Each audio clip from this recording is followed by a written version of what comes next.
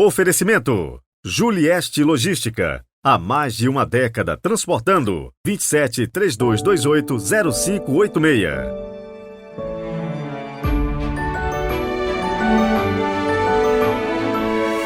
Olá, bem-vindos! Hoje é o terceiro domingo do tempo pascal, 23 de abril de 2023.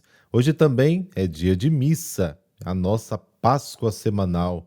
Ao olharmos para a Eucaristia, reconhecemos Jesus ao partir o pão. É Ele mesmo, é o Senhor presente na sua igreja, presente no nosso coração. Rezemos.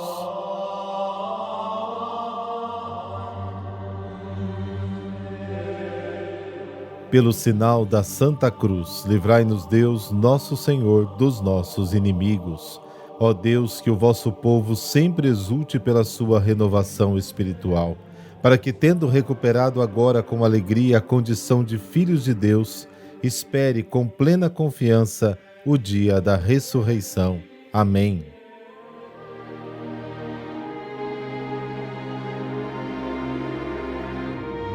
Lucas, capítulo 24, versículos de 13 a 35. O Senhor esteja convosco, Ele está no meio de nós. Proclamação do Evangelho de Jesus Cristo segundo Lucas. Glória a vós, Senhor.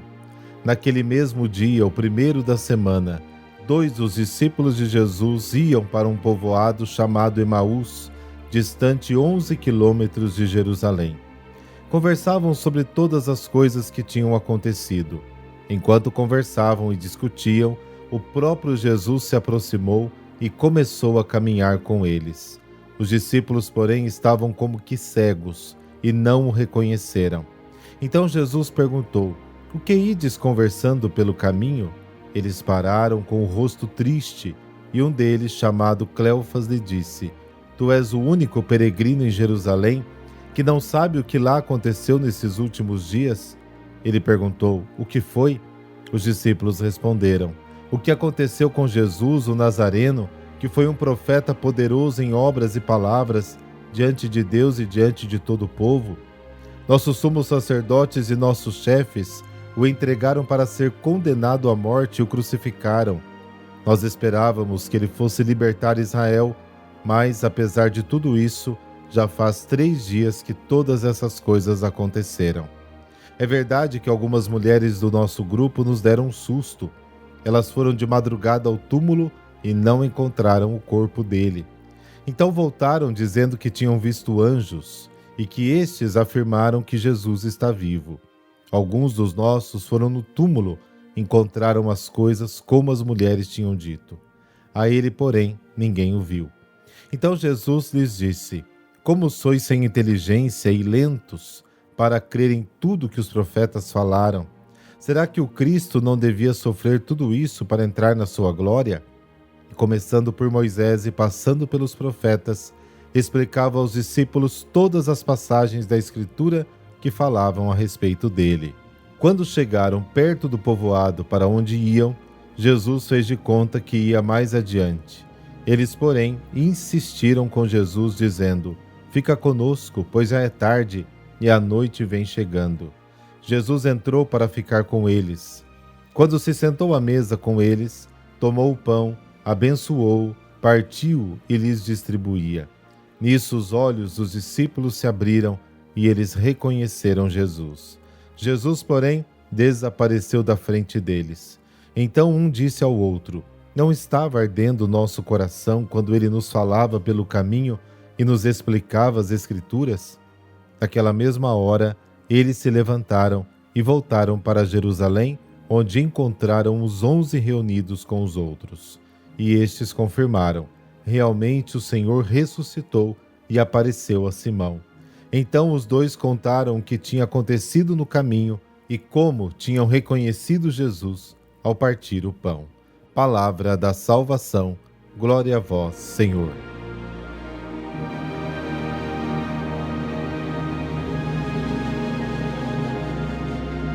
Este episódio é uma página exemplar para nos mostrar como o Senhor ressuscitado ainda hoje está presente na nossa vida e como podemos encontrá-lo. Os dois peregrinos são figuras da igreja. Muda de coração, rosto e caminho quando encontram o seu Senhor na palavra e no pão. O centro da história é o Cristo, morto e ressuscitado, diante de quem todo homem é lento de coração para crer, como está no versículo 25. Nós também somos lentos em crer. Também nós poderíamos, como as mulheres e como Pedro, ir ao sepulcro. Como eles, nós o encontraríamos vazio. O Cristo não está lá. Ele está nas ruas do mundo em busca de seus irmãos perdidos. Ele os segue, encontra-os, acompanha-os para transformar sua fuga de Jerusalém em peregrinação ao Pai. Isso Jesus quer fazer conosco, mudar a nossa fuga em peregrinação. Como os dois discípulos de Emaús, Cristo aproxima-se de todos nós. Ele nos encontra em nossa vida cotidiana como viajantes e se junta a nós em nossa jornada, onde quer que estejamos e como quer que estejamos. Ele não se afasta de nós, mesmo que nos afastemos dele. Ele veio buscar e salvar o que estava perdido. O próprio Cristo é quem nos explica as Escrituras e abre os nossos olhos. Mesmo que permaneça invisível, nós o percebemos com os olhos da fé. Todos podem alcançá-lo através do anúncio que o revela ressuscitado e do gesto de partir o pão. A palavra e o pão, com os quais ele permanece em nosso espírito e em nossa carne, são o viático da igreja até o fim dos tempos. É a Eucaristia, liturgia da palavra e liturgia eucarística. A palavra e o corpo de Cristo nos assimilam a ele, dando-nos o Espírito, que é a força para vivermos como filhos do Pai e irmãos entre nós. A mensagem da ressurreição avança através da celebração da Eucaristia. É aqui que a igreja experimenta que Cristo é o vivo, o anúncio da ressurreição, aberto com desconfiança no início da história, depois do encontro com Cristo, que explica as Escrituras e parte o pão, é transmitido de uma igreja a outra, com participação e com alegria. E, transmitido nos séculos, este anúncio chega até nós. Todas as vezes que participamos da Eucaristia, anunciamos, Senhor, a vossa morte, proclamamos a vossa ressurreição e ansiosos dizemos: vinde, Senhor Jesus.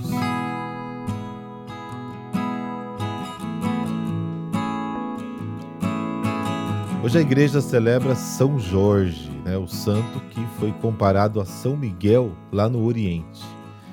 São Jorge, cujo nome de origem grega significa agricultor, nasceu na Capadócia por volta do ano 280 em uma família cristã. Depois transferiu-se para a Palestina, onde se alistou no exército de Diocleciano, imperador. Em 303, quando o imperador emanou um edito para a perseguição dos cristãos, Jorge doou todos os seus bens aos pobres e, diante de Diocleciano, rasgou o documento e professou a sua fé em Cristo. Por isso, sofreu terríveis torturas e, no fim, foi decapitado. São inúmeras as narrações fantasiosas que nasceram em torno da figura de São Jorge. Um dos seus episódios mais conhecidos é o do dragão e a jovem, salva pelo santo, que remonta ao período das Cruzadas. Narra-se que na cidade de Selém, Líbia, havia um grande pântano, onde vivia um terrível dragão. Para aplacá-lo, os habitantes ofereceram-lhe 2 cabritos por dia. E, vez ou outra, um cabrito e um jovem tirado à sorte. Um dos 2 morria. Certa vez a sorte coube à filha do rei. Enquanto a princesa se dirigia ao pântano, Jorge passou por ali e matou o dragão com a sua espada. Este seu gesto tornou-se símbolo da fé que triunfa sobre o mal. No lugar da sua sepultura em Lídia, um tempo capital da Palestina, agora cidade israelense, situa perto de Tel Aviv. Foi construída uma basílica, cujas ruínas ainda são invisíveis. Até aqui, a Passio Georgi é classificada pelo decreto gelasiano, no ano de 496, entre as obras hagiográficas é definida Passio Lendária.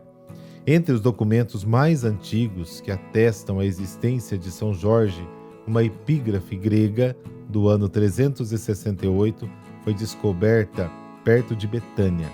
Fala da casa ou igreja dos santos e triunfantes mártires, Jorge e companheiros. Foram muitas ao longo dos anos as narrações posteriores a Pássio.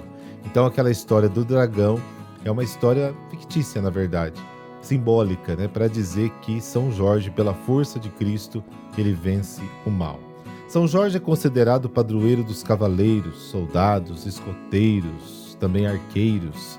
Ele é invocado ainda contra a peste, a lepra e as serpentes venenosas.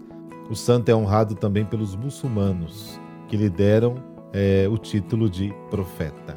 Entre os cristãos do Oriente, sejam católicos, latinos ou de outros ritos, assim como os ortodoxos, a devoção a São Jorge é bem expressiva. Comparando com os cristãos do Ocidente, é invocado na mesma proporção que São Miguel Arcanjo. Os cruzados contribuíram muito para a transformação da figura de São Jorge de mártir em santo guerreiro, comparando a morte do dragão com a derrota do islamismo. Com os normandos, seu culto arraigou-se profundamente na Inglaterra, onde em 1348 o rei Eduardo III instituiu a Ordem dos Cavaleiros de São Jorge.